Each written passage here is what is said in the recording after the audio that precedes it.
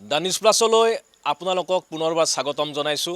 লাহে লাহে গৰম হৈ উঠিছে বিটিআৰৰ নিৰ্বাচন কেন্দ্ৰিক ৰাজনীতি। এই নিৰ্বাচনৰ খবৰ বিচাৰি আমি প্ৰান্তে প্ৰান্তে ঘূৰি ফুৰিছোঁ আৰু এই মুহূৰ্তত এগৰাকী প্ৰাৰ্থীৰ সৈতে মই আছোঁ। কুশল বড়ো ডাঙৰীয়া ৩৪ নং খালিংদুৱাৰ সমষ্টিৰ তৃণমূল কংগ্ৰেছৰ প্ৰাৰ্থী কুশল বড়ো মোৰ লগত আছে।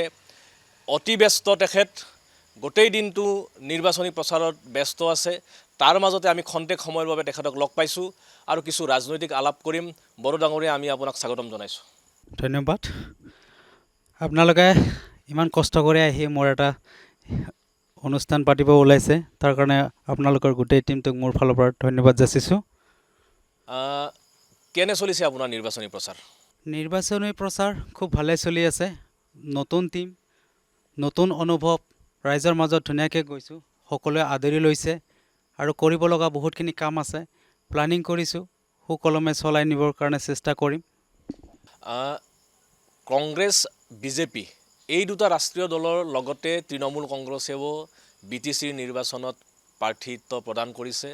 আপোনাক এইটো সমষ্টিৰ পৰা প্ৰাৰ্থিত্ব প্ৰদান কৰা হৈছে, গতিকে TMCৰ বেনাৰত আপুনি জনসমৰ্থন আদায় কৰাৰ ক্ষেত্ৰত কেনেদৰে কিভাৱে আগবাঢ়িছে, অকণমান যদি বিতংভাৱে আমাৰ দৰ্শকক আপুনি কয়।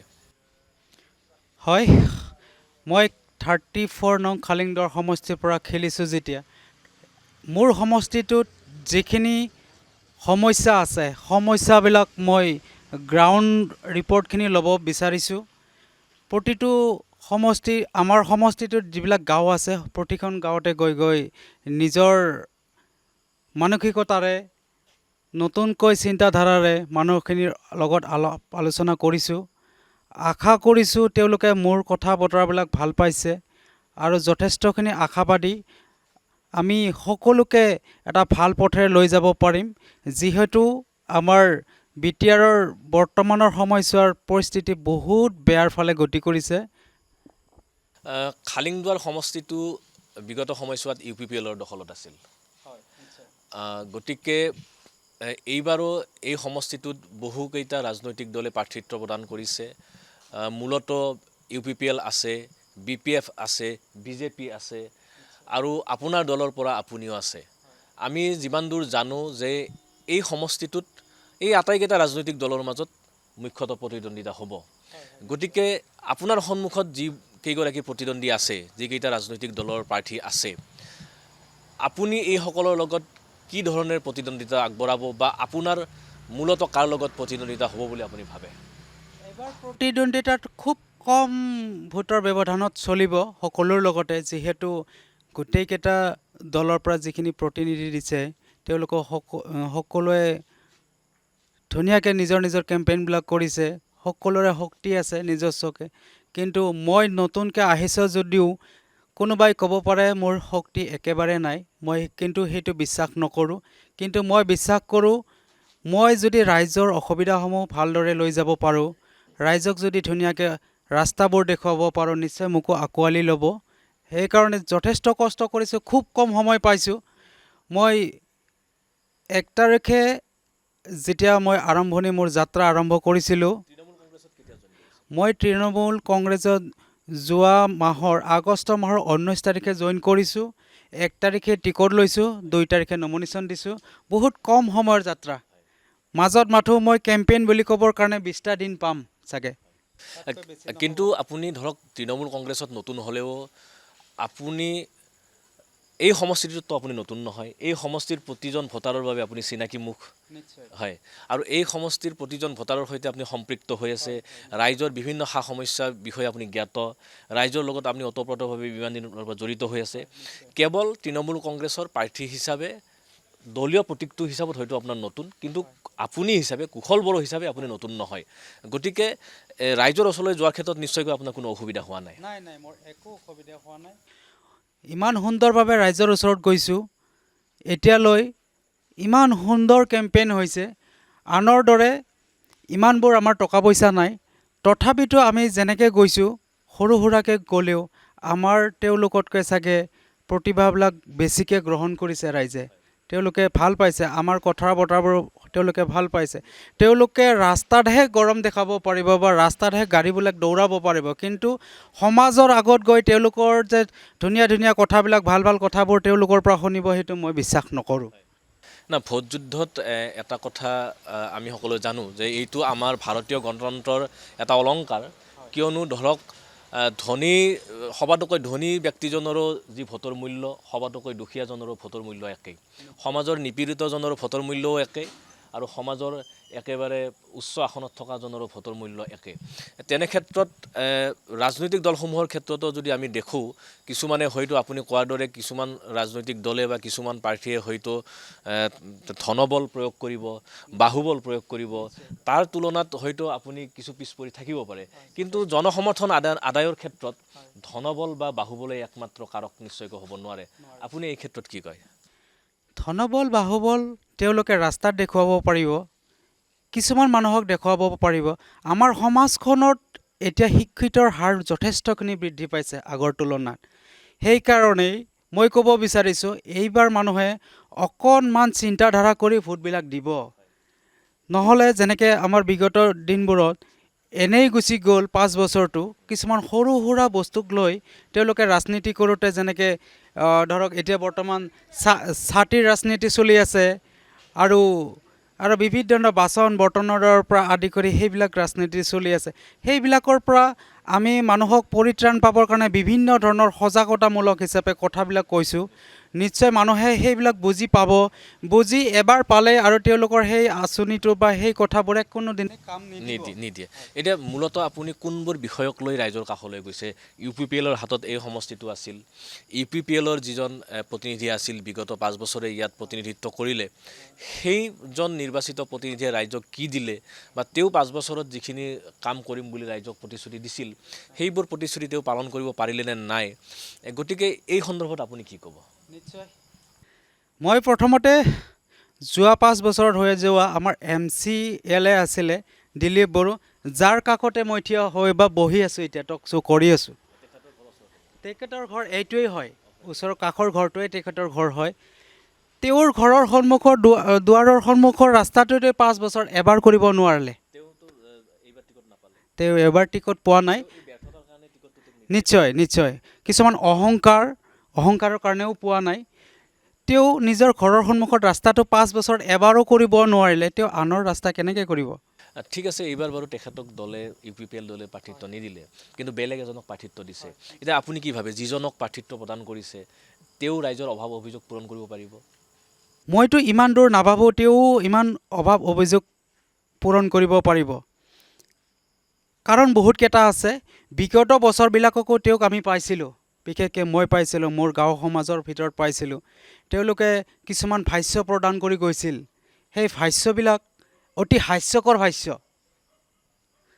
সেই হাস্যকৰ ভাষ্যবিলাক ভাবিলে তেওঁ যে অনাগত দিনবোৰত কিবা ডাঙৰ কাম কৰিব মই নাভাবোঁ তেওঁলোকে কৈছিলে তেওঁ নিজৰ নিজ মুখেৰে মোক নিজৰ গাঁওখনত গৈ তেওঁ কৈছিলে যে আমি যেতিয়া জিকিম আমি মানুহক নালাগিলেও চাকৰিটো যাচি পিনে দিম তেওঁলোকে এখন কাৰ্ড দি গৈছিলে যে কাৰ্ডখন দেখুৱালে তেওঁলোকে চাকৰি দিব কিন্তু হেনুকা পৰিৱেশ সূচনা হৈছিল জানো যে প্ৰমোদ অসম্ভৱ তেনেকুৱা সূচনা পৰিৱেশ হ'লেতো আমি ৰাজনৈতিক দলত যোগদান কৰি পিনে কিবা এটা কৰাৰ সম্পূৰ্ণ আমি বা এই দুখীয়া মানুহবিলাকৰ সপোনৰ কাৰণে চিন্তা কৰি আগবাঢ়ি আহিব নালাগিলে নিশ্চয় তাৰমানে এনেকুৱা এক কথা কৈছিল যে সকলোকে চাকৰি দিব ঘৰে ঘৰে চাকৰি দিব এতিয়া এই যিবোৰ প্ৰতিশ্ৰুতি তেওঁলোকে পালন কৰিছিল সেই প্ৰতিশ্ৰুতিবোৰ পালন কৰাৰ ক্ষেত্ৰত তেওঁলোক ব্যৰ্থ হৈছে এক প্ৰকাৰ আপুনি সেইটো কথা ক'ব বিচাৰিছে এতিয়া আমি যদি আকৌ খালিংদুৱাৰ সমষ্টিৰ কথাকে পাতোঁ যে খালিংদুৱাৰ সমষ্টিত আপুনি কোনবোৰ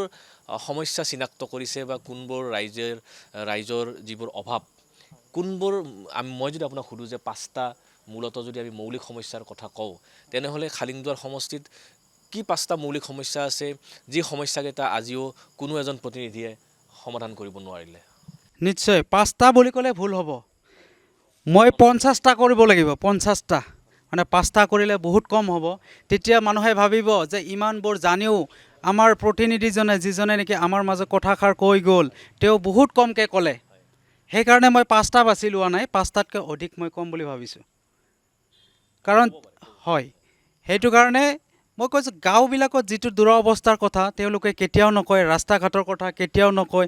তেওঁলোকে হৈ যোৱা যিবিলাক কাম কিছুমান দুই এটা যি কাম কৰিছিলে তেওঁলোকৰ কোনো ধৰণৰ চোৱা চিতাৰ ব্যৱস্থা তেওঁলোকে কৰা নাই, চব আধৰুৱা। চৰকাৰী ঘৰসমূহ আহিছিলে তাৰ কাৰণে কোনো তেওঁলোকে পলিচি লোৱা নাই যে সম্পূৰ্ণৰূপে মানুহবিলাকক তৈয়াৰ কৰি দিব লাগিব। তেওঁলোকৰ কোনো ভাল পলিচি নাই।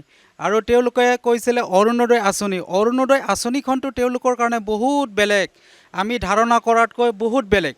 কাৰণ আমি ধাৰণা কৰিছোঁ দুখীয়া মানুহবিলাকে পাব লাগে, কিন্তু আমি দুখীয়া মানুহ কিমানবিলাক বঞ্চিত হৈ আছোঁ। আমাৰ যেতিয়া গ্ৰাউণ্ডত কামবিলাক চলিছে বা আমি আপুনি এইটো ক'ব বিচাৰিছে নেকি যে অৰুণোদয়ৰ হিতাধিকাৰী বাছনিৰ ক্ষেত্ৰত মানে অনিয়ম সংঘটিত হৈছে, দুখীয়া লোকে পোৱা নাই? 50% অনিয়ম সংগঠিত হৈছে বুলি ক'লেও ভুল নহ'ব।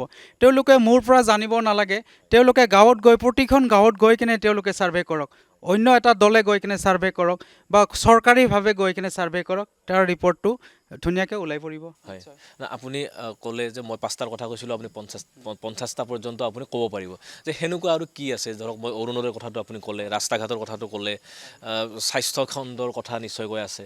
স্বাস্থ্য খণ্ডৰ কথা অসম চৰকাৰ, বিজেপি চৰকাৰ আৰু আমাৰ BTC চৰকাৰক কি ক'ব? তেওঁলোকে কয় যে স্বাস্থ্য ভালে ৰাখিবৰ কাৰণে কিছুমান বস্তু ব্যৱহাৰ কৰিব নালাগে। আমি সমাজখনত দেখি আছোঁ আজিকালি কিতাপৰ দোকানতকৈ মদৰ দোকান বেছি। হয়, সমগ্ৰ অসমতে এই এতিয়া কিতাপৰ দোকানবিলাক ইমান সৰু সুৰা থাকে, কিন্তু মদৰ দোকানবিলাক গ্লাছেৰে জিলিকাই ৰৈ থাকে, হয়নে? আৰু যিবিলাক স্বাস্থ্যৰ কথা কয় তেওঁলোকে কি কৰে, আমি মাদক দ্ৰব্য বা গুটখা সেইবিলাক বেয়া, কিন্তু বেয়া বুলি আমি জানো, কিন্তু আটাইতকৈ চলে কোনবিধ? গুটখা, গুৱাহাটীখনত যাওক, টংলাখনত যাওক, চাৰিওফালে যাওক, বিভিন্ন আজিকালি তামোল এখন পাবৰ কাৰণে টান হ'ল, কিন্তু গুটখা পাবৰ কাৰণে টান নহয়। তাৰ পৰা আমাৰ বেমাৰ আজাৰবিলাক হৈ আছে। নতুন প্ৰজন্ম এটা ধ্বংসমুখী হৈছে। তেওঁলোকে বহুত ডাঙৰ ডাঙৰ কথা যে ক'লে নহ'ব নহয়। এই বিষয়বোৰ যেতিয়া আপুনি নিৰ্বাচনী প্ৰচাৰত চলাইছে, গাঁৱে গাঁৱে গৈ আপুনি মানুহৰ মাজলৈ গৈছে, এই বিষয়বোৰ আপুনি মানুহৰ আগত দাঙি ধৰিছে নিশ্চয়কৈ? নিশ্চয়। বেয়াটো সদায় আমি দাঙি ধৰিম, সেইটো কাৰণে আগবাঢ়ি গৈছোঁ। ময়ো এনেকুৱা নহয় যে বহুত লাক্সাৰী ঘৰৰ ল'ৰা, তেনেকুৱা কোনো কথা নাই। ময়ো এজন সাধাৰণ ল'ৰাই আছিলোঁ। যোৱা আগষ্টৰ 15 তাৰিখে যেতিয়া মোক লৈ এটা ফোন আহিলে, তেতিয়া তেওঁলোকে মোক প্ৰপ'জেল দিছিলে। তেতিয়া মই এটাই ভাবিছিলোঁ যে ৰাইজৰ হকে কিবা এটা কোৱাৰ সুবিধা পাইছোঁ। অন্য দলত থাকিলে মই চাগে আজি এইখিনি কোৱাৰ সুবিধাটো আৰু 20 বছৰ পিছত পালোঁ হয়, কিন্তু TMCক এইটোৰ কাৰণে ধন্যবাদ দিছোঁ যে আজিয়ে সেই কথাখিনি হঠাতে মোক কোৱাৰ এটা সুবিধা কৰি দিছে। তাৰমানে আপোনাক তৃণমূল কংগ্ৰেছে যিখন প্লেটফৰ্ম দিছে, সেই প্লেটফৰ্মখন আন ৰাজনৈতিক দলত যোৱাহেঁতেন আপুনি হয়তো নাপালেহেঁতেন। আজি এই প্লেটফৰ্মখনৰ পৰা আপুনি মুকলিকৈ মুক্ত কণ্ঠে বিভিন্ন কথা ক'ব পাৰিছে, ৰাইজৰ সমস্যাসমূহ আপুনি দাঙি ধৰিব পাৰিছে, আৰু ৰাইজৰ যিবোৰ অভাৱ অভিযোগ সেইবোৰ দাঙি ধৰিবলৈ আপুনি সক্ষম হৈছে। এতিয়া আমি আকৌ যদি সেই ভোটৰ কথাটোলৈ আহোঁ, ভোট যুদ্ধৰ কথাটোলৈ আহোঁ, প্ৰায় সম্ভৱতঃ 63,000মান ভোট আছে নেকি খালিংদুৱাৰ সমষ্টিত? হয়, গতিকে বিভিন্ন জাতি জনগোষ্ঠীৰ ভোট আছে ইয়াতে। আপুনি বড়ো সম্প্ৰদায়ৰ এগৰাকী ব্যক্তি, গতিকে এই সমষ্টিটোত থকা অন্য জাতি জনগোষ্ঠীৰ ভোটাৰৰ সমৰ্থন আপুনি কিদৰে আদায় কৰাৰ চেষ্টা চলাইছে? মই সকলো জাতিৰ লগতে গৈছোঁ। আজি মাইনৰিটি মানুহখিনিৰ লগতো মই বহুতখিনি মিটিং কৰিছোঁ। তেওঁলোকে কিন্তু সদায় অৱহেলিত হৈ আছে। মাইনৰিটি যিখিনি মানুহ আছিলে তেওঁলোকক ক'ৰবাত 20 ঘৰ, ক'ৰবাত 30 ঘৰ এনেকৈ আছে, বেছি নাই, 1000-1200মান তেওঁলোকৰ ভোট আছে। সেইখিনি মানুহৰ মই অভাৱ অভিযোগবিলাক শুনিছোঁ। তেওঁলোকক এনেকুৱা অৱহেলিত কৰে। আজি VCDCৰ কিবা এখন কাগজ এখন জমা ল'ব লাগিলেও তেওঁলোকক কাগজটো মনে লৈ গৈ ডাষ্টবিনত পেলাই দিয়ে। তেওঁলোকক কোনো এজনে মোক জনোৱা মতে, মই নিজে সাক্ষাৎ কৰিছিলোঁ যিখিনি মানুহক, তেওঁলোকে কৈছে যে আমাৰ অৰুণোদয় আঁচনি আমাক দিয়াই নাই। তেনেকুৱা বহুত অভিযোগ। আমি একেলগে বেয়া দিনত যদি একেলগে আছিলোঁ, আজি আমি ভাল দিনত কিয় একেলগে থাকিব নোৱাৰোঁ? হয়, সেইটোৱেই সত্য। আজি আকৌ তেওঁলোকক মই যেতিয়া লগ কৰিছিলোঁ, 300-400মান গাঁৱত মই লগ কৰিছিলোঁ। এইমাত্ৰ মই তেওঁলোকৰ গাঁৱত লগ কৰি আহিছোঁ। তেওঁলোকক কিন্তু আজি বিজেপিয়ে তেওঁলোকক বাৰে বাৰে ফোন কৰি আছে, মই থকাতে ফোন কৰি আছে, তেওঁলোকক মাতিছে আহক বিজেপিত যোগদানৰ কাৰণে। কিমান নিৰ্লজ্জ হ'ব পাৰে তেওঁলোকে? যিখিনি মানুহ সদায় প্ৰবঞ্চনা আৰু কেনেকুৱা ধৰণৰ কথা ক'ব পাৰে মই কিজানি চাগে নক'লেও হ'ব সেইখিনি মাহত আজি আকৌ ইলেকশ্যন থকাৰ কাৰণে সেইখিনি মানুহক আকৌ বিচাৰি আছে যিকোনো খবৰৰ বাবে যোগাযোগ কৰক 7099017330 লগতে 7099017110 নম্বৰত